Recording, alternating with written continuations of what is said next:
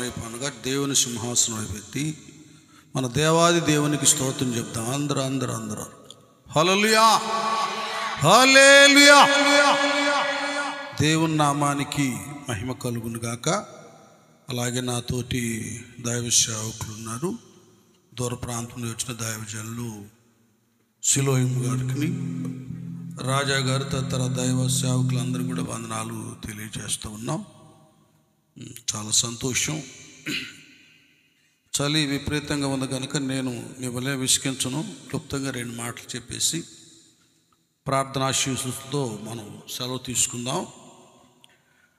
నిన్నటి రోజున మన ప్రియులు రాజా గారు ఇప్పుడు అధ్యక్షులుగా నడిపిస్తున్నారు కదా, వారు యేసు ప్రభుల వారు అక్కడ అనేక మంది సమావేశమై ఉన్నప్పుడు తన శిష్య బృందం కూడా వారితో కొన్ని సంగతులు చెప్పాడు. 14వ అధ్యాయం యోహాను సువార్తలో బైబిల్ మీరు అంటే నేను వారిని పొగట్లేదు, మన సహోదరి రూతమ్మ గారిని చూసి మీరు నేర్చుకోండి. అవి ఎట్లాగ చదవాలో అది కరెక్ట్ చదవడం. అప్పుడేమవుతుందంటే చెప్పే వాళ్ళకి కొద్దిగా సహకారం ఉంటుంది, ప్రోత్సహించినట్లుగా ఉంటుంది. కేసరి గొంతుతో అనాలోచనతో చదువుదామా వద్దా అన్నట్లుగా ఉండకూడదు. అంటే నేను మిమ్మల్ని విమర్శించడం లేదు, కానీ మీరు ఇళ్ళ దగ్గర నేర్చుకోవాలి బైబిల్. ఉదయాన్నే ఏం చేయాలంటే ప్రార్థన అయిపోయిన తర్వాత ఒక 10 నిమిషాలు పెద్ద స్వరంతో బైబిల్ చదవడం నేర్చుకోండి. ఇంకా మీరు సంఘాలకు వెళ్తూ క్రైస్తవ కుటుంబాల్లో ఉంటే ఏం చదవటం బైబిల్ నిన్న చూశాను, బాగలా మీరు చదవటం చాలామంది. మరొకటి చదివేవాళ్ళు ఎవరో నేను చదవాలి, నేను ఎంకరేజ్ చేయాలి, లేకపోతే నేను సహకరించాలి సేవకులకు అన్నవాళ్ళు ముందుకు వచ్చి కూర్చోండి. నాకు చివర అక్కడి నుంచి చదివితే ఏమైనా పడుద్ది, నిన్న పాస్టర్ గారు చదువుతుంటే మీరు అట్లాగే చదువుతున్నారు. బాగా చదవండి, బైబిల్ చదవండి. క్రైస్తవులం కదా, కనీసం చదివేది కూడా సరి లేకపోతే ఎలాగా? మేము చిన్నప్పుడు విశ్వాసులు ఉన్నప్పుడు నేను చదువుతుంటే నా ఎదురు ఇక్కడ ఉన్నారనుకోండి, చెవు పగిలిపోయేది. ఈద్రబాబు అంత పెద్దగా చదువుతున్నా, కంగు అనిపించాలి. అందుకే ఇప్పుడు మేము బోధకులం అయ్యాం. బైబిల్ చదవండి, బాగా బైబిల్ నేర్చుకోండి. ఒకసారి గట్టిగా చప్పట్లు కొట్టండి. దేవుని గణనామానికి మహిమ కలుగును గాక. యేసు ప్రభుల వారు యోహాను సువార్త ఈ 14వ అధ్యాయంలో మనము నేనే మార్గం సత్యం అనేటటువంటి దానికి ముందు మొదటి నుంచి ఇట్లా వస్తూ ఉండాలి. అక్కడ భక్త జనాంగానికి మీ హృదయమును కలవరపడ నీయకుడి, అది అంటే ప్రభువారు ప్రతివాని యొక్క అంతరంగాన్ని ఎరిగినటువంటి ఆయన సమస్తాన్ని ఎరిగినటువంటి వాడు కనుక ఆయన శిష్య బృందం కానీ ఇంక అనేక మంది ఆయన అనుసరిస్తున్నప్పుడు ఆయన ముందు ఉన్న వీళ్ళంతా వెనుకున్నా కూడా పేతురు ఎలాగున్నాడో, యాకోబు ఎలాగున్నాడు, యోహోను ఎలాగున్నాడో వారి అంతరంగం వీనికి బాగా తెలుసు. వాళ్ళు హ్యాపీగా ఉన్నారా, అన్హ్యాపీగా ఉన్నారా, ఏది ఆలోచిస్తున్నారు, తిందామనా, త్రాగుదామనా, ధరిద్దామని, ఇవన్నీ కూడా ఆయనకు తెలుసు. కనుక అక్కడ సందర్భం ఏంటంటే వారు ఎందుకో కలవరపడుతున్నారు, హృదయాలలో కలవరం ఆవరించింది. మీరు వినండి, అర్థం చేసుకోండి.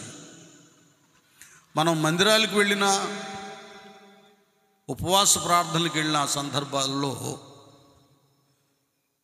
మనము మన ఇళ్ళ దగ్గర ఉన్నటువంటి సమస్యలు, ఆర్థిక ఇబ్బందులు, అనేకమైనటువంటి ఈ ఒత్తిళ్ళు కొన్ని ఉంటే చూసారా, అవన్నీ ప్రార్థనకు వచ్చి కూడా ఒక్కోసారి అవే మైండ్లోకి వచ్చేసి వాటిని గురించి ఆలోచిస్తూ వాక్యం చెప్పిన వినం, ఆరాధన జరిగినా కూడా చేతులెత్తి మనం కూడా హల్లెలూయా అన్నట్లుగా ఉంటాం, కానీ పెదవులతో అంటమే కానీ ఇది హృదయాంతరంగంలో నుంచి ఆనందంగా వచ్చేటటువంటిది ఆరాధన కాదు. పాట పాడినా అలాగే ఉంటుంది, స్తోత్రం చెప్పినా అలాగే. ఇవన్నీ ఎరిగినటువంటి యేసయ్య ఆయనకు అర్థమైపోయి, అరే బాబు మీరు ఎందుకు కలవరపడుతున్నారు, మీ హృదయమును కలవరపడ నీయకుడి. ఎందుకు ఈ కలవరం అనేది వారికి వ్యాపించిందో వచ్చేసిందో అది కూడా చెప్తున్నాడు. దేవుని యందు విశ్వాసం ఉంచుచున్నారు నానా, దేవుని యందు విశ్వాసం ఉంచుడని ఫుట్ నోట్లో కదా, విశ్వాస ముంచుడి. ఇది అసలు వీళ్ళకు కలవరం రావడానికి, చింత రావడానికి, ఏమండి దుఃఖం ఆవరించడానికి కారణం ఏంటంటే ఈ దేవుని యందు విశ్వాసం అనేటటువంటిది లేదు. యెషయా ప్రవక్త అన్నట్లు విశ్వసించిన వాడు కలవర పడడు. దేవుని యందు ఏ వ్యక్తి అయితే సరైనటువంటి విశ్వాసం కలిగి ఉంటారో ఆ వ్యక్తికి కలవరం అనేది ఉండదు. ఎందుకంటే దేవుని ఆనుకొని ఉన్నాడు కనుక తన సమస్తం ఆయన మీదే చింత యావత్ వేసేస్తాడు. పేతురు అన్నట్లు ఆ దేవుడు ఈ దుఃఖాన్ని తీసేస్తాడు, నాకు ఆనందాన్ని కలిగిస్తాడు, ఈ సమస్యకు పరిష్కారాన్ని కలుగు చేస్తాడు అనేటటువంటి నమ్మిక, విశ్వాసం వారికి ఉంటుంది. ఆ సమయాల్లో కూడా ప్రభువారు చెప్పాడు, నమ్ముట నీ వలనైతే నమ్మువానికి సమస్తము సాధ్యం. నీవు నమ్మిన ఎడల దేవుని మహిమను చూతూ. చూడండి, విశ్వాసుల్లో జీవితాల్లో పేరుకు విశ్వాసమే కానీ విశ్వాసం అనేటటువంటిది కొదువైపోతా ఉంది. ఇది కొదువైపోవడానికి కూడా కారణాలు ఉన్నాయి. మనం ఎలాగూ పౌలయ్య అన్నాడో కదా, క్రీస్తును గూర్చిన మాటలు వినుట వలన విశ్వాసం కలుగుతుంది. ఎవరిని గూర్చి? క్రీస్తుని గూర్చి, యేసయ్యను గూర్చినటువంటి మాటలు వినుట ద్వారా విశ్వాసం కలుగుతుంది. వినకపోతే ఎక్కడి నుంచి వస్తుంది విశ్వాసం? అంటే అర్థం ఏంటంటే ఇంత గొప్ప దేవాది దేవుని కుమారుడు యేసు ప్రభువుల వారు ఉన్నా కూడా ఆయన బోధ సరిగా వింటల్లా. ఈ వ్యక్తులు పేరుకు మాత్రం భక్తులుగా ఫాలో అవుతున్నారు కానీ ఆయన చెప్పేది వాళ్ళు సరిగా వినడం లేదు, విన్నా అర్థం చేసుకోవడం లేదు, అర్థం చేసుకున్నా కూడా హృదయంలో దాచుకోలేదు. ఇక్కడ స్ట్రాక్ అవ్వాలి, హృదయంలో భద్రపరచబడాలి. ఇందులో సెట్ అయిపోతే దేవుని మాట, అంతరంగంలో ఉన్నటువంటి ఈ వాక్యమైన దేవుడు, ఈ వెలుగు నరనరాల్లో అలాగూ ప్రవహిస్తుంది. అప్పుడు అవిశ్వాసము, పిరికితనము, కలవరపడటం ఇలాంటి ఏవి కూడా రావు. మీకు తెలిసిందే కదా, మార్కు సువార్త 5వ అధ్యాయం మీరు చదవని అవసరం లేదులేండి.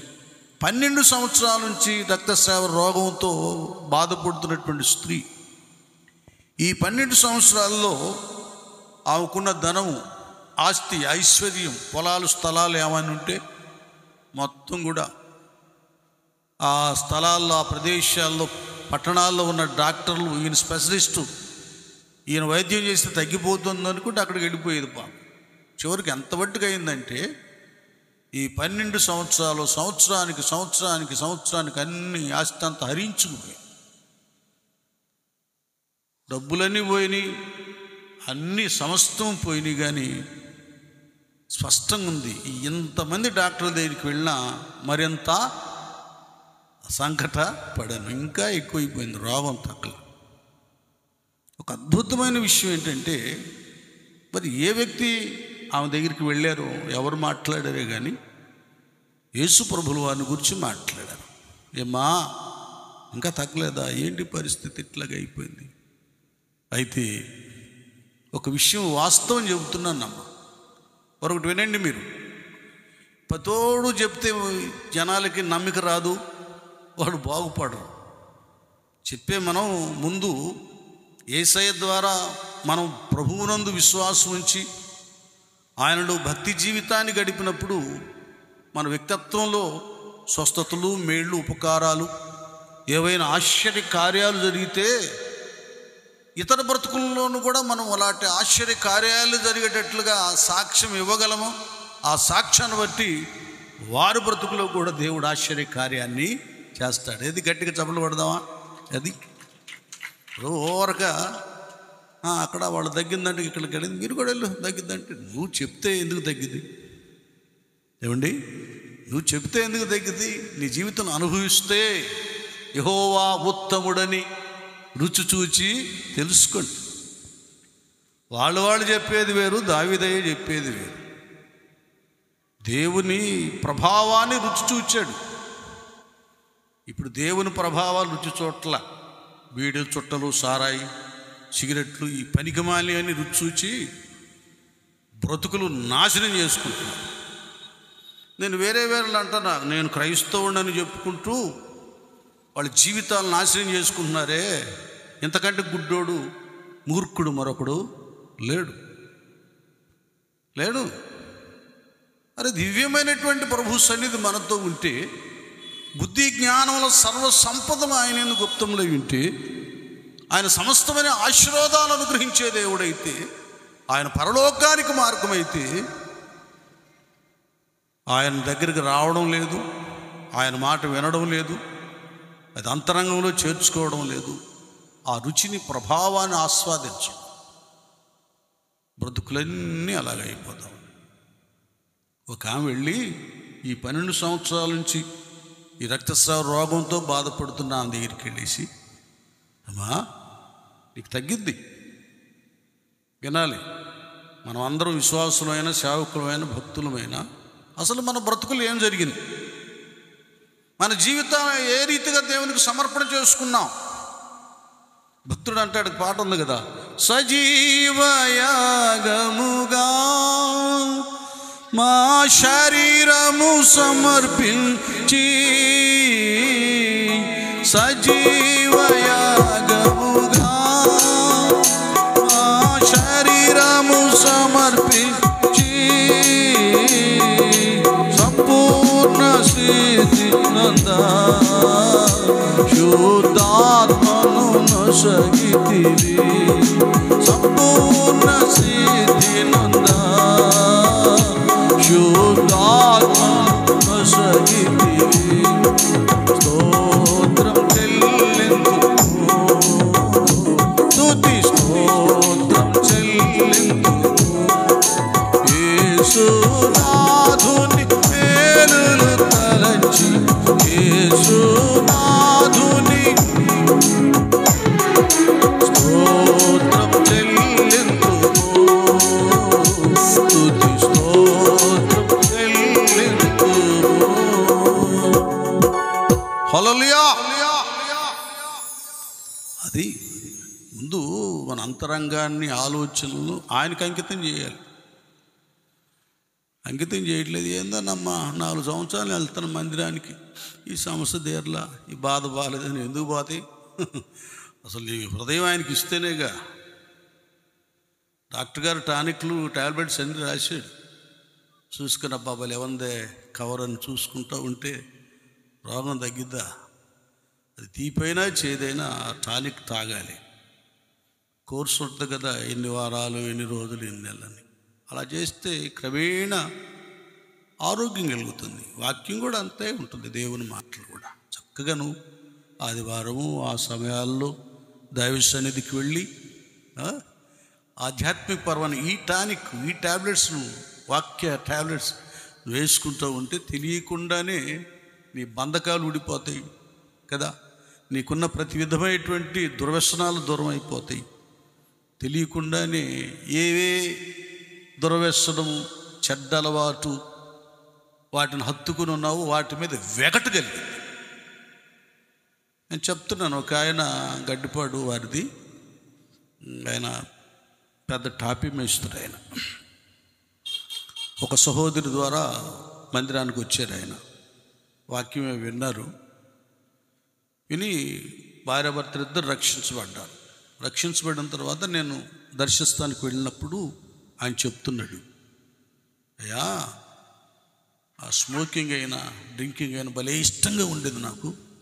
నేను ఎప్పుడైతే వాక్యం విని దేవుళ్ళలోనికి వచ్చానో, ఆ పక్కన వాళ్ళు సిగరెట్ తాగుతున్నా కూడా ఆ వాసన అంటే నాకు వాంతి వస్తుంది, ఒకలాంటి వెగటు కలుగుతూ ఉంది.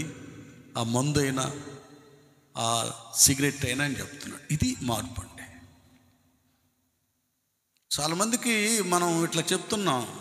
యవన ప్రాయంలో సేవకు వచ్చారు సోదరులు, చెప్తున్నాను, వీళ్ళంతా చెబుతున్నారు, ఎందుకు పిచ్చిపెట్టి వచ్చారేంటి, ఏదో ఉద్యోగ సద్యోగాలు చేసుకొని బ్రతకొచ్చుగా. దానికంటే మిన్నైంది మా వ్యక్తిత్వాన్ని మేము కాపాడుకొని 10 మందిని కాపాడటానికి దేవుడిచ్చిన భాగ్యం ఇది. సేవకత్వం అనేది సామాన్యమైనది కాదు. ఏదో నువ్వు పాస్టర్ని చీపుగా మాట్లాడినట్టు కాదు. ఇది చాలా ఉన్నతమైన జాబ్. ఇది దేవుడిచ్చాడు అందరికీ. వాళ్ళు ఆ గవర్నమెంట్ లేదా ఆ డిపార్ట్మెంట్ ఇస్తే మాకు హెవెన్లీ డిపార్ట్మెంట్ పేరు పెట్టి పిలిచాడు. కొంతమందికి చాలా చులకనగా ఉంటుంది. 4 రోజులు వాళ్ళ ఇంటికి వెళ్ళి దర్శిస్తే సేవకులు గురించి జోక్గా మాట్లాడతారు. ఎందుకంటే చివరికి వాళ్ళ అపహాసం పాలవడానికి చాలా జాగ్రత్తగా ఉండాలి. దైవ సేవకులు, దైవ సన్నిధి, భక్తి విషయంలో, వాక్య విషయంలో భయంతో ఉంటేనే బ్రతుకుతావు. లేకపోతే చాలా అవస్థలకు లోనవ్వాల్సి వస్తుంది. ఇది కావాలి భక్తి విధానం. ఇక ఆమె చెప్తా ఉంది, ఆమె ప్రభు దగ్గర ఒక అద్భుతం పొందుకుంది, ఒక ఆశీర్వాదాన్ని సంపాదించుకుంది. ఈ 12 సంవత్సరాల నుంచి ఈ వ్యాధితో ఉండి ఆమెకు ఒక ఆశ పుట్టింది. ఏం ఆశ అంటే, ఇన్ని సంవత్సరాలు అన్నీ అయిపోయినాయి, ఇప్పుడు డబ్బు లేవు కాబట్టి ఎవడు కూడా నా ఏమటి రావడం లేదు, నన్ను ఏ హాస్పిటల్కి తీసుకెళ్ళట్లేదు, ఎందుకు ఈ బ్రతుకు, చచ్చిపోతే బాగుంటుంది కానీ చావు కొరకు ఎదురు చూస్తుంది. చూడండి, దైవ శక్తిని గురించి వేళ దేవుడు కలవరపడొద్దని మాట్లాడుతున్నాడు. చచ్చిపోతే బాగుంటుంది, ఎందుకు ఈ బ్రతుకు అంటే మనం ఎన్ని చూస్తున్నాం. ఇదివరకంటే వార్తాపత్రికలు చదివేవాళ్ళం, ఇప్పుడు టీవీలో వార్తల్లో క్లియర్గా చూస్తున్నాం. అప్పుల పాలయ్యి, అనారోగ్యం పాలయ్యి, ఆ నొప్పి ఈ నొప్పి అని తట్టుకోలేక కుటుంబం నదిలో పడి చనిపోయిన వాళ్ళు, రైలు కింద పడి చనిపోయిన ఎంతోమందిని చూస్తున్నాం. సమస్య, బాధ, వ్యాధి అలాంటిది. ఆ బాధ చావాలని ఆతృత పడుతుంటారు. నేను అనుకున్న ఈవిలో కూడా ఇంకెందుకులే చనిపోతే బాగుంటుందని చావు కొరకు ఎదురు చూస్తూ ఉంది. ఆ సమయంలో దేవుడు జీవాన్ని ఆమె ఎదుటికి పంపించాడు. చప్పట్లు కొడదాం, దేవుని స్తోత్రం. అది మీకు అర్థమవుతుందా? ఈ 2 రోజులు వాక్యం వినబడుతుందంటే అర్థం ఏంటంటే, జీవము మీ వద్దకు వచ్చింది. నేనే మార్గమును, సత్యమును, జీవమును అన్నాడు. ఆ జీవం మన వద్దకు వచ్చింది. నీ వాక్యము నన్ను బ్రతికించున్నది, నా బాధలో ఇదే నాకు నెమ్మది కలిగించుచున్నది, నా ప్రాణము మంటిని హత్తుకొని ఉన్నది, నీ వాక్యము చేత నన్ను. అది ఈ పిచ్చోడికి ఈ విలువ తెలియదు. ఏదంత చెబుతున్నారో ఆపేయంట. ఇది ఆపటం కాదు, ఇది ఆగిపోతే నీ బ్రతుకు ఆగిపోతాయి. ఏనా పెళ్ళి కూడా అంతే. పాపం ఆయనేమో కాబోయే భార్య భర్తలు నవదంపతులను ఒక ఉన్నతమైన స్థానానికి దేవుళ్ళు కలిపి వాళ్ళని ఇద్దరు దేవుళ్ళు బ్రతికి దీవించబడాలి. 128వ కీర్తనలాగా నేను పాస్టర్ గారు సిద్ధపడతాడు, వాళ్ళకి మంచి మెసేజ్ ఇచ్చి వాళ్ళకి పవిత్ర పరిశుద్ధ వివాహం చేయాలని. ఈయనేమో ఆయన పెద్ద అంట. ఏం పెద్దో కారే, ఏదో ఏమో పాస్టర్ గారు కారే ఏంటండి ఇది? లైఫ్ లాంగ్ జీవితకాలం అంతా ఇద్దరు కలిసి ఉండాలి. వాళ్ళ మధ్యలో దేవుడు ఉంటేనే వాళ్ళ బ్రతుకులు ధన్యకరంగా ఉంటాయి. దెయ్యం ఉంటే సర్వనాశనం అయిపోతుంది. అరే దెయ్యాన్ని బాధపడడానికి, దంపతుల్ని పవిత్రంగా నిలబెట్టడానికి, ఆయన ప్రసంగం చేస్తానికి వస్తే వీళ్ళేమో మధ్యలో సైకిల్ చేస్తారు. ఇదొక బ్యాచ్. ఆటలు అనుకుంటున్నారు, దేవుని సన్నిధి, దేవుని మాటలంటే. జీవము నేను చావాలి అని ఆశపడుతున్నా ఆమె దగ్గర నిలబడింది. ఆమె నోటిలో, ఆయన హృదయాంతరంగంలో పెట్టినటువంటి యేసుని గురించి మాటే జీవం. చప్పట్లు కొడదామా? చెప్పు, నువ్వు ఎంతమందికి చెప్పావు సాక్ష్యం? నువ్వెంతమందిని దేవుని దగ్గరికి నడిపించావు? క్రైస్తవుడివేగా, క్రైస్తవురాలివేగా. చిన్నప్పటి నుంచి నీకు తెలుసుగా. ఆదికాండం నుంచి ప్రకటన గ్రంథం వరకు 4 సార్లు చదివానంటాడు ఒక కయ్య. ఒక్క వాక్యాన్ని కూడా అనుసరించడు. క్లియర్గా ఉంది. ధర్మశాస్త్రమును వినుడు మాత్రమే కాకుండా విని గైకొనిన వాడే ధన్యుడు. విని గైకొనిన వారే నిత్య జీవానికి వారసులు అవుతారు. ఎన్ని వాక్యాలు నేర్చుకుంటే ఏం లాభం? ఎన్ని ప్రసంగాలు చేస్తే ఏం లాభం? ఎన్ని పాటలు పాడితే ఏం లాభం? వాక్యం అనుసరించే అనుభూతి కావాలి.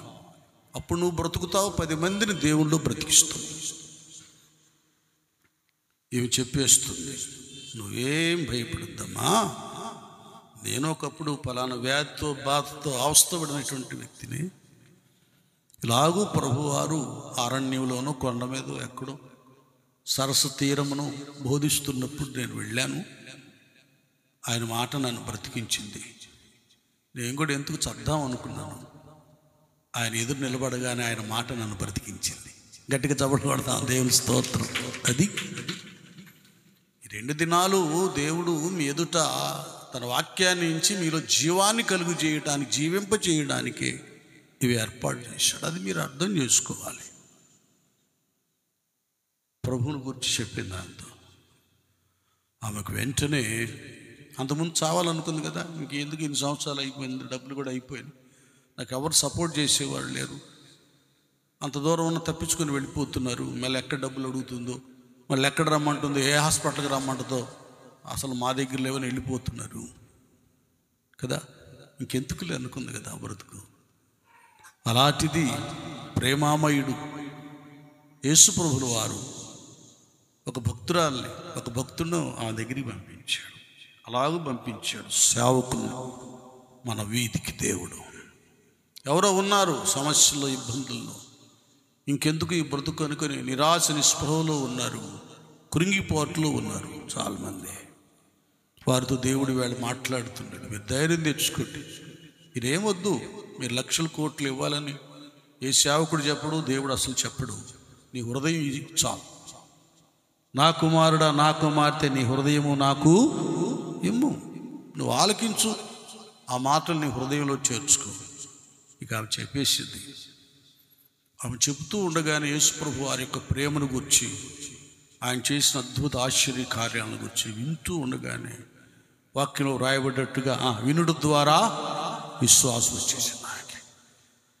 వచ్చేసి చూడండి, ఇది చాలా అద్భుతం. ఈవేళ కూడా మీరు మానసికంగా ముందు లోపల సిద్ధపాటు, ఈ ప్రిపరేషన్ ఇది మీలో రావాలి. దేవుడు మాట్లాడుతున్నాడు. ఆమెకు వచ్చేసిన అంతరంగంలో నుంచి, ఆహా, అమ్మో, ఇంత గొప్ప దేవుడా యేసు ప్రభుల వారు. ఏమి లేదు, నేను వెళ్ళిపోతాను, ఆయన ఎక్కడున్నా వెళ్ళిపోతాను, నేను వెళ్ళి ఆయన వస్త్రపు చెంగును మాత్రం ముట్టితే చాలు. చూసావా, ఆమె డిసైడ్ అయిపోయింది. ఆమె ఒక రకమైన ఫెయిత్, విశ్వాసాన్ని నెలకొల్పుకుంది. అది కొంతమంది సంఘంలో వినండి, మీకే జ్ఞాపకం చేస్తున్నాను. నేను 2 రోజులు ఉపవాసం ప్రార్థన చేస్తాను, దేవుడు తప్పక ఈ సమస్యను తీరుస్తాడు అని ఒక నమ్మిక వస్తుంది కొంతమంది సిస్టర్స్, బ్రదర్స్లో. అది తప్పు కాదు, అది అబద్ధం కాదు, ఎగతాళి కాదు. ఆమె అంతరంగంలో ఒక తీర్మానం వచ్చింది ఆ వ్యక్తిలో. ఈ ఉపవాస ప్రార్థన ద్వారా దేవుడు నా కుటుంబ వ్యవస్థను సరిచేస్తాడు, నా సమస్యలు తీరుస్తాడు, నన్ను ఆత్మీయతలో ఆయన నిలబెట్టుకుంటాడు అనేటటువంటి ఒక ఫెయిత్, నమ్మిక ఆమెలోకి వచ్చింది కనుకనే ఉపవాసం. ఏమండి, ఈమె పరిస్థితి ఎలాగుందంటే ఇప్పుడు అప్పుడు చనిపోయే పరిస్థితిలో ఉంది.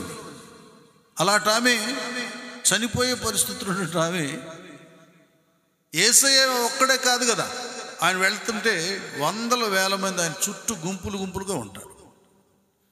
వాళ్ళు అసలే యూదులు, ఆజానుబాహులు, 6 అడుగుల పైన ఉంటారు. మంచి పర్సనాలిటీ. ఇలాంటి బలవంతులందరినీ దాటుకొని ఈ బలహీనురాలైన స్త్రీ ఎలాగ వెళ్తుందండి? శారీరకంగా, భౌతికంగా అయితే వెళ్ళలేదు, కానీ ఆమె విశ్వాసం ఆమెను ఎక్కడికైనా నడిపించింది. గట్టిగా చప్పట్లు కొడదామా? అది నేను నా జీవితంలో కూడా దేవుని యందు విశ్వాసం మనలో కలవరము లేకుండా ధైర్యాన్ని పుట్టిస్తుంది, అద్భుతాలు జరిగేటట్టుగా చేస్తుంది. వాక్యం వింటున్నప్పుడు లోపల సిద్ధపట్ల మానసికంగా చాలామంది, అది లోపలికి వెళ్ళిపోవాలి వాక్యం. ఇక్కడే మనం ఉంటాం, సిస్టర్స్ మనసంతా ఇంట్లో వంటగది మీద ఉంటుంది. అదేమైంది, ఇదేమైంది, పిల్లి వచ్చిందో ఎలుక వచ్చిందని. బ్రదర్ ఏమో వాడు వస్తాడేమో, వీడు వస్తాడేమో, ఆ ఫ్రెండ్ వస్తాడేమో, లేదా అది ఎట్లా ఇది ఎట్లా అని దీని మీద ఉంటుంది. ఏ ఉద్యోగాలు మనం చేస్తున్నామో ఆ ఫైల్ మీదో లేకపోతే దాని మీదో, ఆ సిస్టమ్ మీదో దాని మీద ఉంటుంది మనసు. లేదండి, కొద్ది సమయం మనం దేవుని వాక్యం మీద లక్ష్యం ఉంచాలి. అపోస్తలుల కార్యం 8వ అధ్యాయంలో సమరయ పట్టణంలో ఫిలిప్పు వాక్యం చెబుతూ ఉన్నప్పుడు సమరయ పట్టణ ప్రజలు ఆ వాక్యం మీద ఏక మనసుతో లక్ష్యముంచగా అని వ్రాయబడి, ఏక మనసుతో లక్ష్యముంచగా వాళ్ళలో ఉన్న దెయ్యాలు పోయినాయి, రోగాలు పోయినాయి, అన్నీ పోయి అందుకు ఆ పట్టణంలో మిగుల సంతోషం కలిగింది. స్తోత్రం చెప్దామా? హల్లెలూయా. అది కలవరమనబడేటటువంటిది మన జీవితంలో, మన హృదయాంతరంగంలో వాక్యం వెళ్ళకపోతే కలవరం వస్తుంది. అంతే. ఏడ్చుకుంటారు, మందిరానికి వెళ్తావు, ఏడ్చుకుంటారు, ఇంటికి వచ్చేస్తావు. ఆ కన్నీరు తుడవబడాలంటే వాక్యం లోపలికి వెళ్ళాలి. వాక్యం వింటేనే నీకు విశ్వాసం కలుగుతుంది. ఈ 12 సంవత్సరాలు ఈ రోగంతో ఉన్నటువంటి ఈమెకు యేసుని గురించి వినగానే విశ్వాసం వచ్చేసిందండి. విశ్వాసం వచ్చేసింది లోపల. అప్పుడు మానసికంగానే ఆమె హీలింగ్, ఆమె స్వస్థపడిపోయింది. అంతే. ఎందుకంటే ముందు మన అంతరంగంలో ఉన్న ఆలోచనలు, ఈ మానసిక సంబంధమైనటువంటిది, ఈ ఆలోచనే మన శరీరాన్ని కృంగదీస్తుంది. ఇక్కడ మనం హ్యాపీగా ఉంటే శరీరానికి కూడా ఆనందదాయకంగా, ఆరోగ్యదాయకంగా ఉంటుంది అన్నమాట. కనుక ఈ హృదయాన్ని మనం భద్రంగా కాపాడుకోవాలి. మనస్సుని అది కాపాడబడాలంటే దేవుని మాటలే కావాలి. ఇక వెంటనే అవి ఇంకేమీ లేదు, నేను వెళ్ళిపోతాను, ప్రభువారి యొక్క వస్త్రాన్ని తాకుతాను, నాకు స్వస్థత కలిగింది. ఇది కలవరం అనేది నీలో పోవాలంటే నువ్వు ఇలాంటి తీర్మానానికి రావాలి. వాక్యం విని ఇక ఎలాంటి అంత హ్యాపీనెస్ అంటానికి, మోడుబారిన జీవితాలను చిగురింపచేయగలవు నీవు, మోడుబారిన జీవితాలను చిగురింపచేయగలవు నీవు, మారానుభవం మధురముగా మార్చగలవు నీవు, మారానుభవం మధురముగా మార్చగలవు నీవు, మహోన్నతుడా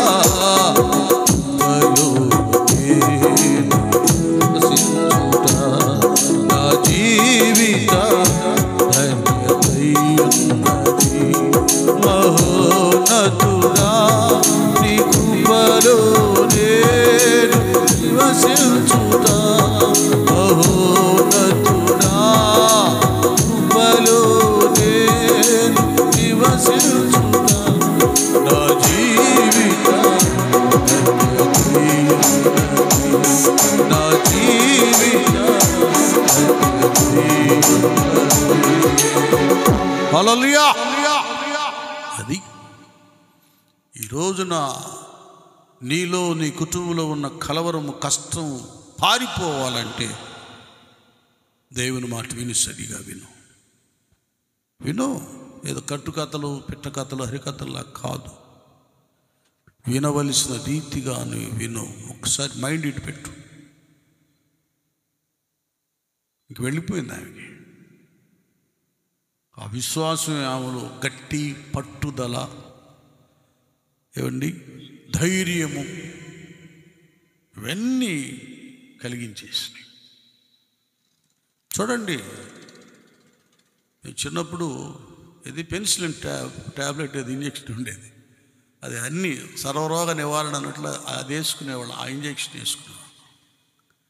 అలాగే వాక్యం నీకు నమ్మిక, విశ్వాసం, పట్టుదల, ధైర్యం, పటుత్వం, ఇవ్వండి, ఇవన్నీ కలుగు చేస్తుంది వాక్యం. ఇన్నున్నాయి వాక్యంలో. మేళ్ళు, ఉపకారాలు, ధన్యతలు. ఇది ఏది దీవెనకరంగా ఉంటుందో అది వినరు కదా, అది వినరుగా, వాక్యం వినరు కదా. ఒక కయ్య అయితే ఎక్కువసేపు చెబుతున్నారంట అండి. డబ్బులు ఇస్తే చాలు అంటారా? 1000 ఇచ్చినా 10,000 లక్షలు ఇచ్చినా కూడా అవసరం లేకపోయినా కూడా డబ్బులు చేదయ్యాను. దానికంటే వెండి బంగారముల కంటే కూడా విలువైనది దేవుని వాక్యం. తెలియదు అంత ఏడ ఎదిగారు. ఒడ్డునే ఉంది ఈ భక్తి, లోతుకు రాలే. కాబట్టి ఈ డబ్బు మైండే ముసలోడైనా కూడా డబ్బులు డబ్బులు డబ్బులు డబ్బులు, తినటం త్రాగడం తాగడం. దేవుడు, ప్రార్థన, సన్నిధి, వాక్యం ఇవ్వండు. నేను కూడా చెప్తున్నాను, చాలా వయస్సు పెరుగుతూ ఉండగా ఆయువు తరుగుతుంది కనుక దేవునికి దగ్గరగా ఉండాలి. అసలు దేవుడు ఎరగనోడు సంగతి తీసేయాడు. ఈయన బాప్తిజం పొందాడు, అన్నీ చేస్తాడు, మా దేవుడి దగ్గర మాత్రం కనపడు, రోడ్లు ఆవిడ తిరుగుతూ ఉంటాడు. ఏంటి భక్తిది? చూడండి, అసలు వాస్తవంగా అంత గొప్ప ధన్యత అంటే వృద్ధులు రక్షణ పొందుకుంటూ. నిన్న ఒక మరి బాప్తిసం తీసుకున్నప్పుడు 92వ కీర్తన చదువుకున్నాం. వారంట ముసలితనం మందు కూడా సారం కలిగి మువ్వ వేస్తా. ఎంత వాళ్ళ ప్రార్థనలు ఎంత శక్తి ఉందో తెలుసా? వాళ్ళు కూర్చొని ఏం చేయాలి? ముసలాళ్ళు టీవీ దగ్గర కూర్చొని, చప్టాల దగ్గర కూర్చొని పనికిమాల ముచ్చట్లు చెప్పుకోకూడదు. చక్కగా సాయంత్రం 6 అవ్వగానే మోకరించి మొదటి జామున నీళ్లు కుమ్మరించినట్లు హృదయాలను దేవుని సన్నిధిలో కుమ్మరించయ్యా, నా కుమార్తెను, అల్లులను, మనవ సంతతిని, కుమారుని, కోడల్ని, మనవ సంతతిని, ముది మనవ సంతతి కూడా ఉంటారు, వాళ్ళని దీవించయ్యా. వాళ్ళు ఎన్ని కోట్లు సంపాదిస్తే ఏం లాభమయ్యా? ఒకడు సర్వలోకాన్ని సంపాదించుకొని వాని ప్రాణాన్ని పోగొట్టుకుంటే వానికి ఏం ప్రయోజనం అయ్యా? అన్ని కోట్లు, అన్ని ఆస్తులు, అంత గొప్ప ఉద్యోగాలు ఉన్నా రక్షణ లేకుండా చస్తే వాళ్ళు నరకానికి పోతారు. అన్నది ఎవరైనా చేస్తున్నారు చెప్పండి? గుడి మీద చేసుకుని మా అమ్మాయికి ఎంత అనుకున్నావు జీతం? ఇంత. ఆ దేశంలో ఉద్యోగం, ఈ దేశంలో ఉద్యోగం. ఈ డబ్బాలు ఎక్కడ సరిపోతాయి? ఒక్క రూపాయి కూడా నిన్ను అక్కడికి తీసుకొని వెళ్ళలేదు, నువ్వు తీసుకెళ్ళావు. ఎందుకు దావీదు అంత మహారాజు అయినా, అయ్యా నా కుటుంబం నిత్యము నీ సన్నిధిలో ఉన్నట్లుగా ఆ కృపను దయచే అన్నాడు రాజు. అది భక్తి అంటే. అంతేగాని అమ్మో దేవుడు మాకు ఎంత చేసాడు అనుకున్నావు, ఆ ఉద్యోగం, ఈ ఉద్యోగం, ఎంత డబ్బు, అమ్మాయి అట్ట, అబ్బాయి అట్ట, ఇది కాదు. ఇదే దేనికి పని. నువ్వు ప్రార్థన చేయాలి, నీ బిడ్డలందరినీ దేవుళ్ళలోకి నడిపించుకోవాలి. అది ధన్యత.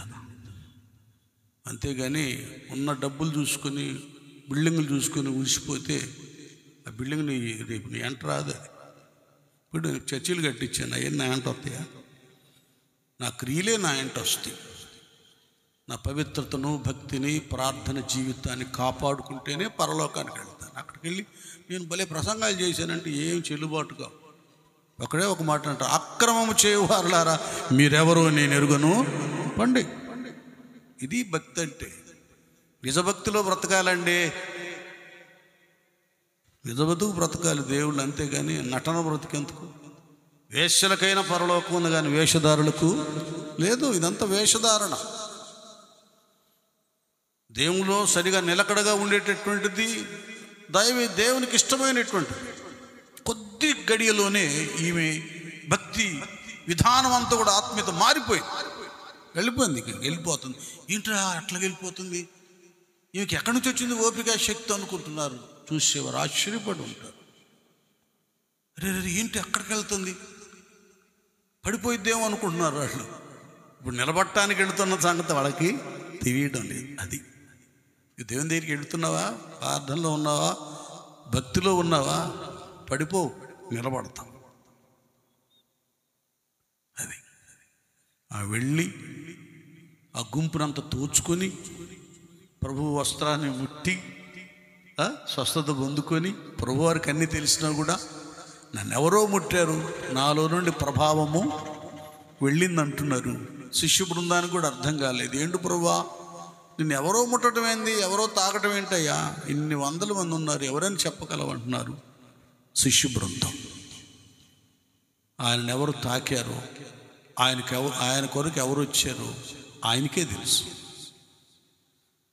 అది వేరెవరికి తెలియదు.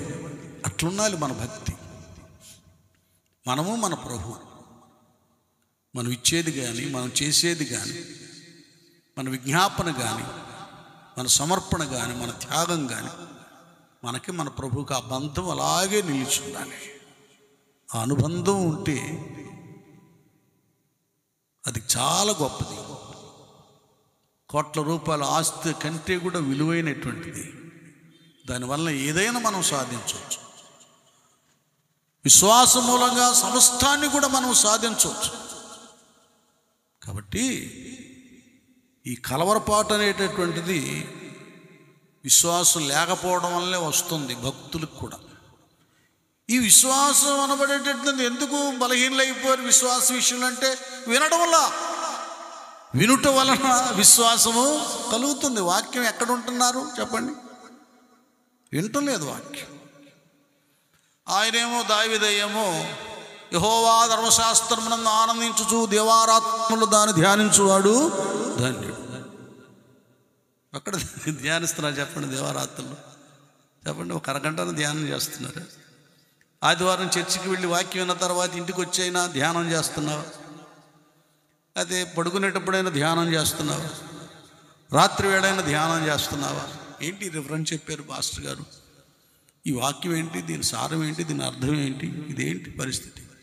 డబ్బులైతే 10,000 రూపాయలు కరెక్ట్గా ఇచ్చాడో లేదో 10 సార్లు లెక్క పెట్టుకుని టకమని లెక్క పెట్టుకున్నాడు. ఎక్కడ బంధం మిస్ అవుతుంది? దేవుని వాక్యం అయితే మనం ధ్యానం చేయం, సరిచేసుకో. అందుకే బ్రతుకులు ఇలాగ ఉండిపోయినాయి. ఈవేళ కలవరాన్ని తీసివేయడానికి నువ్వు వాక్యం సరిగి వినమని ప్రభువారు నీకు వార్నింగ్ ఇస్తున్నాడు. చూడండి, దేవుని యందు విశ్వాసం ఉంచుతున్నారు, నా యందు విశ్వాసం ఉంచుడి అంటూ ఇక చూడండి ఎట్లాగా ఆయన డైవర్ట్ చేస్తాడు స్పిరిచువల్గా, ఆత్మీయంగా. ఇక్కడ అర్థం చేసుకోవాలి. ఇప్పుడు జరుగుతుంది ఏంటంటే, క్రైస్తవ సమాజంలో బోధకుల మధ్యలో స్వస్థతలు, డబ్బులు, సమస్యలు, హోదాలు, ఏమండి ఘనతలు, వీటిని గురించే చెప్పడం జరిగిపోయింది. అంతవరకు చెప్పేసి ఫుల్ స్టాప్, ఇంక లేదు అన్నట్లు చేస్తున్నారు కదా. కేవలం ఈ లోకంలో తినటం, త్రాగడం, సుఖించడం మాత్రమే కాదు నాయన. ప్రభువారు అన్నాడుగా, అరే బాబు, ఏమి తిందుమా, ఏమి త్రాగుదమా, ఏమి ధరించుదమా అని రేపటి గురించి మీరు చింతించొద్దు. రేపేమి సంభవిస్తుందో మీకు తెలియదు. ఒక్కసారి మీరు ఆకాశ పక్షులను చూడండి, అవి విత్తవు, కోయవు, వాటికి సమృద్ధిగా ఆహారం అనుగ్రహించబడుతుంది. అడవి పువ్వులను చూడండి, ఆ డెకరేషన్, ఆ కలరు ఎంత అందంగా ఉంటాయో. ఎవరేశారు వాటన్నిటికీ రంగులు? ఆకాశ పక్షుల కంటే, అడవి పువ్వుల కంటే మీరు మరీ శ్రేష్ఠులు కారా? కనుక మొదట మీరు చేయవలసింది ఏంటంటే, నా రాజ్యాన్ని, నీతిని వెతకండి. ఈ రూట్లోకి మీరు రండి, నా రూట్లోకి మీరు రండి. మీ రూట్లో ఏం కావాలి నేను మీకు ఇస్తాను. అది దేవుని మార్గంలో మనం నడుస్తుంటే మన జీవిత విధానంలో ఏది కావాలో మానుదినాహారం నేడు మాకు దయచేయమన్నట్లు ఇస్తాడు. నమ్మితే చెప్పండి, ఇస్తాడు ఆయన. ఇంకా ఇప్పుడు మనం చేస్తున్న పొరపాటు ఏంటంటే, వీటిని ఎత్తుకులాడుకుంటూ జరిగిపోయింది కదా. వీటిని ఎత్తుకులాడుకుంటూ 4 రూపాయలు సంపాదించుకుంటూ వీటి సరిపోయింది. కానీ దేవుని కొరకు ఒక స్థానం, దేవునిలో జీవించే విధానాన్ని మనం జారు విడుచుకుంటున్నాం. ఇక ప్రభువారు కేవలం తినడం, త్రావడం, ఈ సమృద్ధిని కాకుండా, ఈ భౌతికపరమైన కలవరపాటునే తీసివేయటం కాకుండా, చిన్నగా ఆత్మీయత వైపు, స్పిరిచువల్ వైపు డైవర్ట్ చేస్తున్నాడు. ఎంత చక్కగా అన్నాడు చూడండి, నా తండ్రి ఇంట అనేక నివాసములు కలవు, లేని ఎడల మీతో చెప్పుదును. అది ఇప్పుడు అక్కడికి వెళ్ళిపోయాడు, తండ్రి ఇంటికి వెళ్ళాడు. యేసయ్య కొండ మీద కూర్చొని కూడా చూడండి భలే ఉంటాయి ఆయన ప్రసంగాలు. ఈ కొండ మీద ప్రసంగం అంటే మన జాతిపిత మహాత్మా గాంధీ గారికి భలే ఇష్టం అంట. నేను సేవకు వచ్చిన మొదట్లోనే వీటిని గురించి తెలుసుకున్నాను అనమాట. ఆయన చరిత్ర ఏమైనా చదువుతా 1984లో బైబిల్ ఇష్టం. ఆయన ఇంట్లో మత్తయి సువార్త 5వ అధ్యాయంలో ఆత్మ విషయమై దీనులైన వారు ధన్యులు పరలోక రాజ్యం, ఆ మాట ఆయన బలపట్టుకున్నాడు. ఇంకో ప్రాముఖ్యమైనది హృదయ శుద్ధి గల వారు ధన్యులు, వారు దేవుని. అసలు ఏం మాటలండి, ఎలాగ తిప్పేసాడు చూడండి. ఆయన ఇలాగూ అక్కడ తీసుకెళ్ళిపోయి తండ్రి దగ్గరికి పరలోకాన్ని తీసుకెళ్ళాడు. ఆ గుంపును అంతటిని ఒక్కసారి అది చేయాలి బోధకుడు. మీరు వెయ్యండి, దేవుడు మీకు 10,000 ఇస్తాడు. ఇదిగో ఏం 10,000 ఇచ్చింది, దేవుడు మీకు 1,00,000 ఇచ్చాడు. ఏంటిది? ఇంకా వాళ్ళ మనసు అంతా లక్షల మీద 1,000 మీద పోతుంది, కానీ వాక్యం మీదకి పోదు. వాక్యం మీద ఎక్కడ పోయిందండి? డబ్బులు పిచ్చేయక వాటి మీదే పోతుంది. ఇప్పుడు కోటాలు పెట్టుకున్నాం, ఎందుకు పెట్టుకున్నారు? డబ్బులు సంపాదించుకుంటాను. డబ్బులు ఖర్చు అయినా కూడా, ధనం పోయినా కూడా దేవుని వాక్యాన్ని వినిపించాలి. మేము చిన్నప్పుడు అప్పుడు ఉండేది లేండి. నేను సేవకు వచ్చిన ఆరంభంలో అంటే కొన్ని వాస్తవాలు చెప్పాలిగా. కొంతమంది పేరుగాంచబడిన స్పీకర్లు పిలిచేవాళ్ళు. ఎందుకు పిలిచేవాళ్ళు? వాళ్ళు వస్తే జనాలు వస్తారు, జనాలు వస్తే చందాలు వేస్తారు, లక్షలు వస్తాయి. ఇదా సేవ? ఎవరో ఏదో ఇస్తారని కాదు, మనం ఇచ్చి సువార్త ప్రకటింప చేసి కొన్ని ఆత్మలైనా సంపాదించాలి అనేటటువంటిది రావాలి. ప్రభువారు చక్కగా తండ్రి దగ్గర తీసుకెళ్ళిపోయాడు పరలోకానికి. నానా, తండ్రి ఇంటి అనేక నివాసం ఉన్నాయి, లేకపోతే నేను మీతో ఏమన్నానా, లేని ఎడల మీతో చెప్పుదును, మీకు స్థలము సిద్ధపరచ వెళ్ళుచున్నాను. అది ఎందుకు ఈ ప్రార్థనలు, ఈ మందిరాలు, ఈ కంజర్లు, డ్రమ్ములు, ఈ కీబోర్డులు, ఈ ప్యాడ్స్ అన్నీ ఏంద్రా బాబు? ఏంటి ఈ షాప్ అంటే? అక్కడ నిత్యం ఉంటుంది కదా, ఇంకా ప్రసంగాలు ఉండవు పరలోకంలో. నిత్యము హల్లెలూయా పాటలు, యెహోవా పరిశుద్ధుడు పరిశుద్ధుడని గాన ప్రతిగాన. వినండి, దేవుని వాక్యంలో సాధన చేయబడి అందులో నిర్మాణమై దైవనీతిలో మనం నిలిచినప్పుడు అక్కడ హాయిగా వెళ్ళిపోయి హల్లెలూయా పాటలు పాడతాం. వాక్యం వినకుండా, మారు మనసు పొందకుండా, డ్రింకింగ్, స్మోకింగ్, ఈ దుర్వ్యసనాలు, చెడ్డ పనులు మానుకోకుండా పాపంలో పుట్టి, పాపంలో పెరిగి, పాపంలో చస్తే, పాపం వలన వచ్చి జీతం మరణం, నరకానికి పోతాం. అది హల్లెలూయా పాటలు కాదు. అగ్ని ఆరదు, పురుగు చావదు, అక్కడ ఏడుపును. అది ఇప్పుడు ఇవన్నీ వాళ్ళకి జోక్కుంటాయండి చాలామంది. ఏడుపు అంటారు, నరకం అంట. వాళ్ళు ఏదో సినిమాలో చూసినట్లు చెప్తారు అన్నమాట. శిలువను గురించిన వార్త నశిస్తున్నటువంటి వారికి వెర్రితనంగా ఉంటుంది. వినండి, ఎందుకు దేవుడు మీతో మాట్లాడుతున్నాడు కొంతమందితో.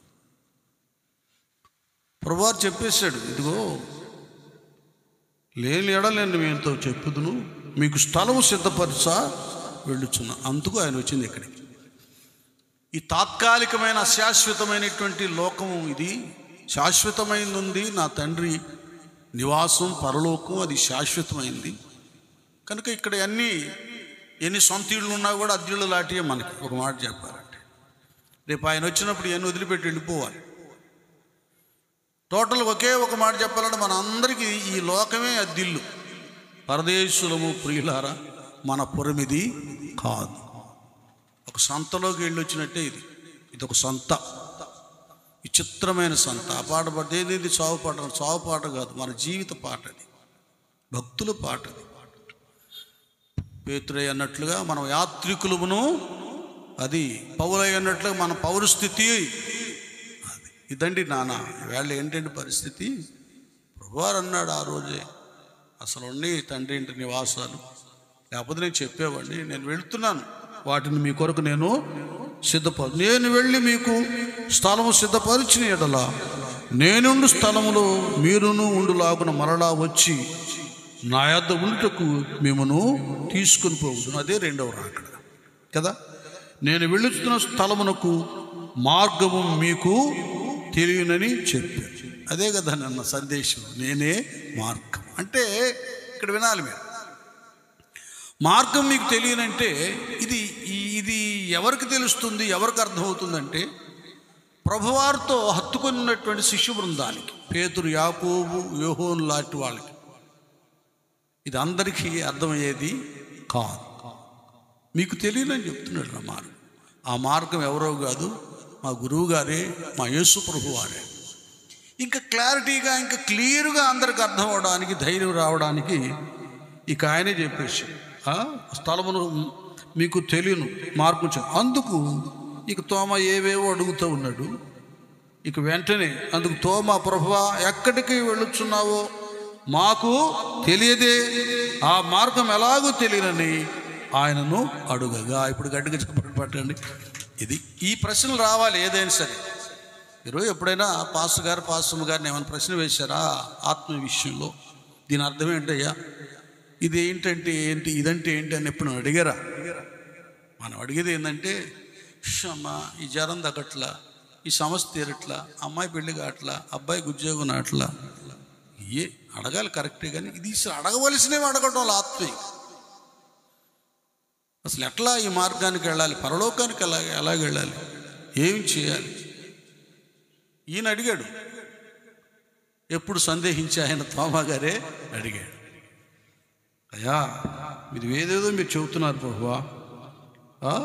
తోమా, ప్రభువా ఎక్కడికి వెళుచున్నావో మాకు తెలియదే, ఆ మార్గం ఎలాగూ తెలియనని ఆయనను అడుగుగా. క్లియర్గా చెప్తున్నాడు. ఇక్కడ అడిగి డౌట్ తీర్చుకున్నాడు. అక్కడ కూడా యేసు ప్రభువు చనిపోయి తిరిగి లేచినప్పుడు కూడా ఆయన గాయాలలో వేలు పెట్టి ఆ డౌట్ తీర్చేసుకున్నాడు, సందేహాలు. ఒక రకంగా మంచిదే. కాబట్టి ప్రభు వారు అన్నాడు, అరే బాబు చూచి నమ్మిన వారికంటే చూడక, అది మనం అన్నమాట. ఆయనతో ఉన్నాడు తోమా గారు 12 మంది శిష్యులతో. మళ్ళీ అవన్నీ పరీక్షలు చేస్తే అప్పుడు నమ్మాడు.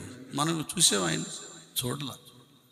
మన మనోనేత్రాలతో ఆయన ప్రేమ విలువను గ్రహించాం కనుక వాళ్ళని విడిచిపెడతారేమో, మనం విడిచిపెట్టాం. పౌలు గారిలాగా. పౌలు గారు కూడా చూడలేదు, ఇంకా సంఘాన్ని హింసించాడు. కానీ దైవ ప్రత్యక్షత కలిగిన తర్వాత నా మటుకైతే బ్రతుకుట అనేదాకా వెళ్ళిపోయాడు అనా. అప్పుడు చెబుతున్నాడు నిన్న సందేశం యేసు ప్రభువు, నేనే మార్గమును సత్యము జీవం, నా ద్వారానే తప్ప ఎవడు తండ్రి యొద్దకు రాడు. ఎవరు కూడా పరలోకంలో కాలు పెట్టడం. అది తిరిగిపోయింది చక్రం. ముగిస్తున్నాను. ఒక చిన్న మాట చెప్పేసి నేను ప్రార్థన చేస్తాను. ఇక్కడ గొడవలు వచ్చేసింది. ఇందాక మేము చెప్పుకున్నాం బాబోళ్ళు మేము ఈ సత్యాన్ని గురించి. ఇప్పుడు వచ్చిన తిప్పలదే మొదటి నుంచి ఆర్షం దగ్గర నుంచి, అక్కడి నుంచి సపరేట్ అయిన లూథరన్, అక్కడి నుంచి సపరేట్ అయిన బ్రదరన్, పెంతెకోస్తు, ఇవన్నీ కూడా ఇక్కడే వేరైపోయాయి. నీకు అర్థమయ్యేటట్టే చెప్తాను నేను. అసలు వాస్తవంగా క్రైస్తవ్యాన్ని హింసించిన వారు, చెరసాలు వేసి చిరచ్ఛేదన చేసి భయంకరంగా నాశనం చేసిన వారు ఎవరంటే రోమన్స్. యేసనే సిలువ కూడా వాళ్ళే వేశారు. చిత్రహింసలు పాలు చేశారు. ఆట స్థలాల్లో భక్తుల చుట్టూ నూనె గుడ్డ చుట్టి దాన్ని వెలిగించి ఆ వెలుగులో వీళ్ళు ఆటలాడుకునేవారు. రోమన్ ఆటగాళ్ళు ఆటలు ఆడుకునేవారు. రంపాలతో కోసేవారు. క్రూరమైనటువంటి ఆ దున్నులు వెంటుంటే మృగాలు, వాళ్ళని భక్తుల మీద గుసుకొలిపేవాళ్ళు. పొడిచి పొడిచి చంపేయి. నిజభక్తులు కనుక బతుకుంటే సాక్షిగా ఉంటాం, చచ్చిపోతే పరలోకం వెళ్తామని వాళ్ళ హతసాక్షులు కదా. ఒక పాటన, అపోస్తులు శిష్యులు అపనిందలు హింసలు, అపోస్తులు శిష్యులు అపనిందలు హింసలు,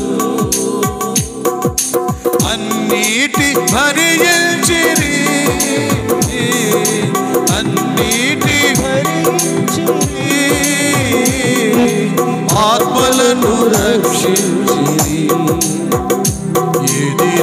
సాక్ష్యము, ఏది నీ త్యాగము. యేసు వార్తను చాటింపను, ఏల నిర్లక్ష్యము ఎచిరారము. ఓ క్రైస్తవ, ఏది నీ సాక్ష్యము. హల్లెలూయా. అలాగ హింసలు అనుభవించారండి.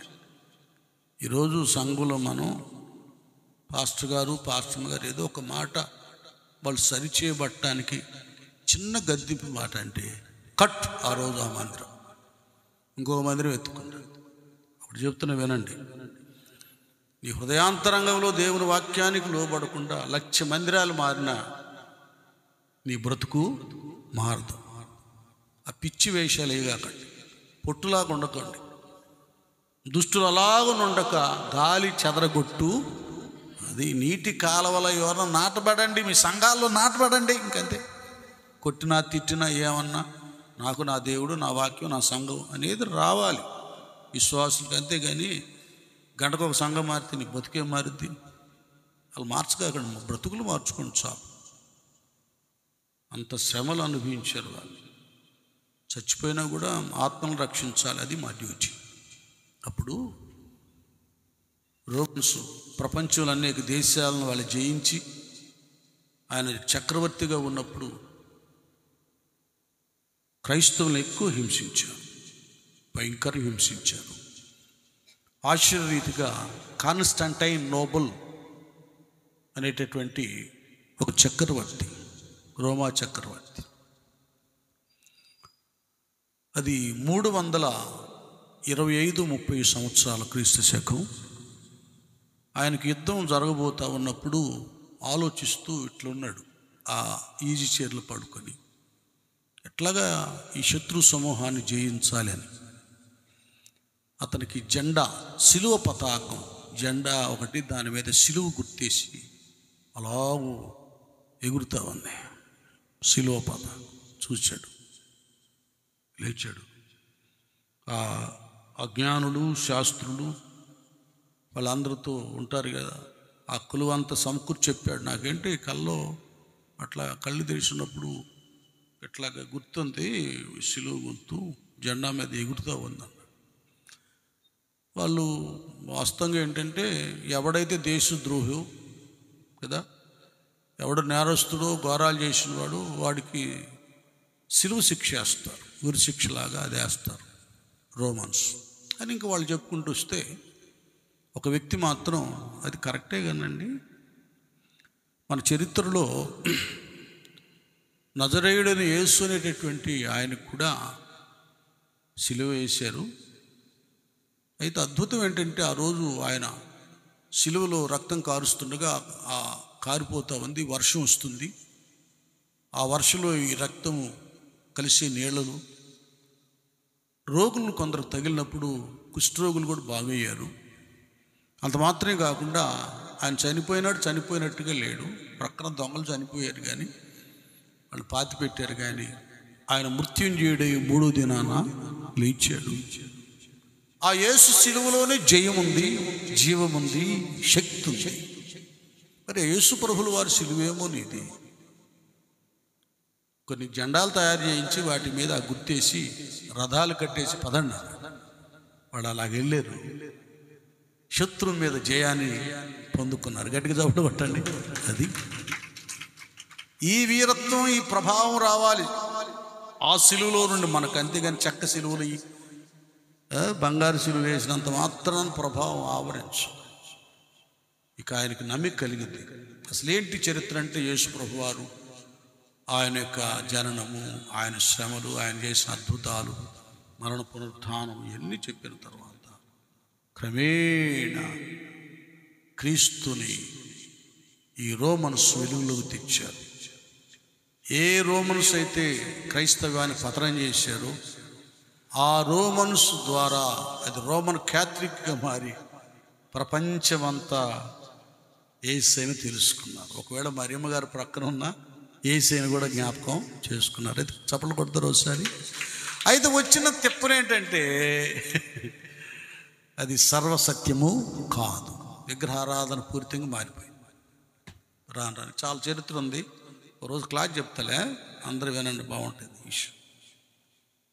క్రమేణది విగ్రహార సంబంధంగా అయిపోయి అక్కడ రోమన్లు సాంప్రదాయము, విగ్రహ సాంప్రదాయము, ఇటు క్రైస్తవ సాంప్రదాయం రెండు మిక్స్ చేసేసి వాళ్ళని వదిలిపెట్టకుండా వీళ్ళు వదిలిపెట్టకుండా అతి తెలివిగా రాజు విగ్రహారాధన ప్రవేశపెట్టించాడు.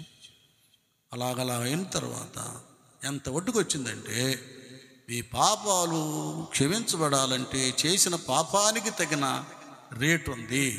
పాప పరిహార పత్రాలు తీసుకోవాలి. 100 రూపాయలు, 1000 రూపాయలు, 10,000 రూపాయలు అయ్యగారి చెవులో చెప్పాలి. అక్కడ దాకా పోయింది. మహాభక్తుడు అక్కడున్న వాళ్ళ మధ్యలో ఉన్న, చూడండి, భక్తుడు ఎక్కడున్నా కూడా భక్తుడే అవుతాడు.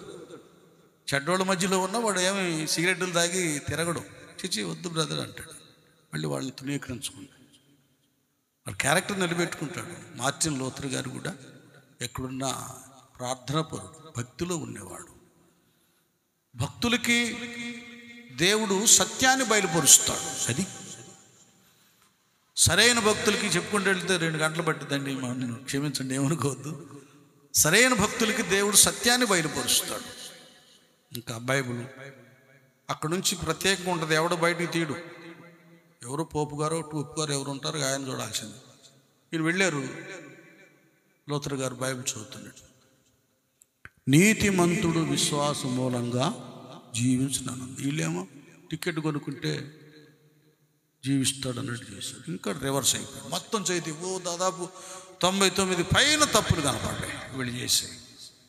సత్యము కొరకు, న్యాయం కొరకు బయటకు వచ్చేసాడు. ప్రొటెస్టెంట్ వీడు వ్యతిరేక తిరుగుబాటుదారుడు అని చంపడానికి కూడా ప్రయత్నాలు చేశాడు. అట్లాగా లూథరన్ సంఘం బయటకు వచ్చేది. ఆయన అంత మహాభక్తుడు, ఎంత ప్రార్థన చేసేవాడు తెలుసా? ఆ గదిలోకి వెళ్ళి తలిపేసుకుని అంతే సృహ తప్పి పడిపోయేంతవరకు చేసేవాడు. అరే లూథరు చచ్చాడా బ్రతికాడా, ఏడు అంతులేడని తలు పగలగొట్టి వెళ్ళేవాడు. సమస్యలు ఉండేవాడు. అది లూథరన్ పునాది అంటే. అంతేగాని ఆస్తులు అమ్ముకుంటాం, చర్చీలు అమ్ముకుంటాం, గ్రౌండ్లు అమ్ముకుంటాం, పదవుల కొరకు తన్నుకుంటాం, పొడుచుకుంటాం కాదు. అసత్యం అది. సత్యం ఏంటంటే సత్యం కొరకు ప్రాణాలను ఎదురుపెట్టినటువంటి వారు మార్టిన్ లూథర్. అట్టుండాలండి. చెట్టు పేరు చెప్పుకొని కాయలు అమ్ముకున్నట్టు ఏంటి ఆ బ్రతుకది. అక్కడి నుంచి స్టార్ట్ అయిపోయింది. ఇక్కడ బైబిల్లో 7 దగ్గరికి వచ్చేసింది. ప్రభువారు ఏం చేశాడు? కాబట్టి యేసు తనను నమ్మిన యూదులతో, మీరు నా వాక్యం ముందు నిలిచిన వారైతే నిజముగా నాకు శిష్యులయ్యుండి సత్యమును గ్రహించారు. లేదుగా మిక్సింగ్గా బలులు, అర్పణలు, దశమ భాగాలు, కానుకలు ఇస్తే చాలు మోక్షం అన్నట్లుగా ప్రధాన యాజకులు చేస్తున్నాడు. ఇశ్రాయేల్ ప్రజలు కూడా దాన్నే నమ్మి, ప్రభువారు పాపం చేయ ప్రతివాడు పాపానికి దాచండి, మేము పాపులంగా, మేము అబ్రహాము సంతానం అని రివర్స్ అయిపోయింది. అక్కడి నుంచి వచ్చి మార్టిన్ లూథర్ గారు అలా చేస్తే రోమన్ క్యాథలిక్ చంపడాన్ని చూశారు. ఆయన తప్పించుకున్నాడు. ఆ తర్వాత అది కాదు నాయన బాప్టిస్టు ఉంచుడు బాప్టిస్టు గురించి బ్యాప్టిస్ట్ వాడు. ఆ తర్వాత పరిశుద్ధంగా జీవించాలని బ్రదర్స్. ఆ తర్వాత పరిశుద్ధ ఆత్మాభిషేకం పొందుకొని కృపావరాలు సంపాదించుకోవాలి, ఆత్మఫలాలు కావాలని పెంతెకొస్తు. ఇలాగ సత్యం ఒక్కొక్క మెట్టు ఎక్కుకుంటూ వచ్చేసింది. ఇది సత్యం. కనుక మనకు సంపూర్ణ సత్యం తెలుసు. మనకు అదేమిటంటే పరలోక రాజ్యంలో ప్రవేశించాలంటే పేతురు గారు అన్నట్లుగా, అయ్యలారా మేమేమి చేతుమని వారి పేతురును కడమ పోస్తున్నాడుగా, మీరు మారు మనసు పొంది పాప క్షమాపణ నిమిత్తం ప్రతివాడు యేసుక్రీస్తు నామమున బాప్తిసం పొందండి, అప్పుడు మీరు పరిశుద్ధాత్మను వరమును పొందుదురు అంటే. ఆ రోజు 3,000 మంది బాప్తిసం పొందితే వీరు అపోస్తుల బోధయందును, సహవాసమందును, రొట్టె విరుచుట యందును, ప్రార్థన చేయుట యందును ఎలాగున్నారటండి? ఇది సత్యం. ఆయన వాక్యమే సత్యం. దాన్ని ఫాలో అవ్వాలి ప్రతి భక్తుడు. అప్పుడు ఆయన రేపు 2వ రాకడలో రాబోతుండగా ఎత్తబడి ఆయనతో పాటు పరలోకమందున్నటువంటి వారి వారి నివాసాలలో వారు నివసిస్తారు. అది భాగ్యం. మర్మం కనుక తల్లవంచని ప్రార్థన చేసుకుందాం. హృదయాలు తెరవండి. 11 అందరూ హృదయాలు తెరిచి ప్రార్థన పోడుకుండండి. అయ్యా నేను కలవరపడుతూనే ఉన్నానయ్యా, విశ్వాసం కోల్పోయానయ్యా. నీ వాక్యాన్ని సరిగా విని